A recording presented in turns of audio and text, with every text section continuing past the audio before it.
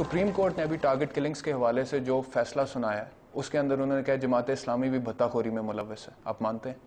میں سمجھتا ہوں کہ سپریم کورٹ نے کہا ہے کہ ایک اسپیشل برانچ کے ورکر نے یہ کہا ہے، اس میں کسی فرد کو اپوائنٹمنٹ نہیں کیا گیا. ہم اس کے خلاف سپریم کورٹ میں دوبارہ نظر ثانی کی لیے بھی جا رہے ہیں، لیکن میں اصولی بات کرتا ہوں.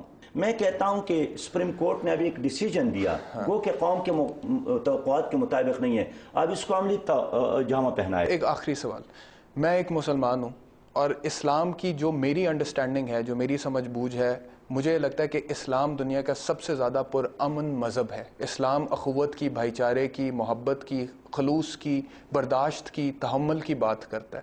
لیکن آج پاکستان کے حالات جب ہم دیکھتے ہیں اور ہم باہر نکلتے ہیں، لوگوں سے بات کرتے ہیں، تو لوگ ڈرتے ہیں، خوف کھاتے ہیں ان لوگوں سے جن کی داڑیاں ہیں. لوگ خوف کھاتے ہیں ان لوگوں سے جو مذہب کے نام پر انتہا پسندی پھیلاتے ہیں.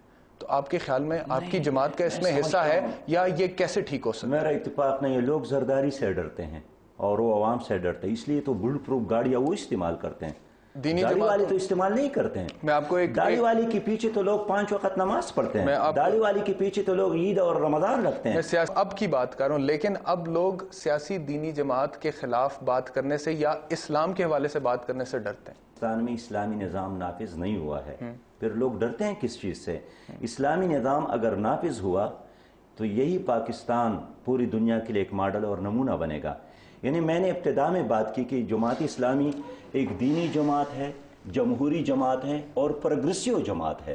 ہم زندگی کے ہر شعبے میں پاکستان کو پچھلے 64 سالوں میں آپ کی جماعت پاکستان کے عوام کا اعتماد حاصل نہیں کر سکی. آپ سمجھتے ہیں کہ مستقبل قریب میں کر لے گی؟ میرا ایمان ہے، میرا یقین ہے کہ جس طرح میڈیا نے ان کرپٹ لوگوں کے چہروں کو دنیا کے سامنے اور پاکستانیوں کے سامنے بالکل ظاہر کیے ہیں، اس بنیاد پر میں کہتا ہوں کہ یہ کام ہم نہیں کر سکتے تھے، یہ میڈیا نے کیا ہے. اب آئندہ کے لیے جس طرح میں محسوس کرتا ہوں پاکستان کے عوام ایک کلین اور کلیئر اور ایک اسلامی قیادت کی تلاش میں ہے.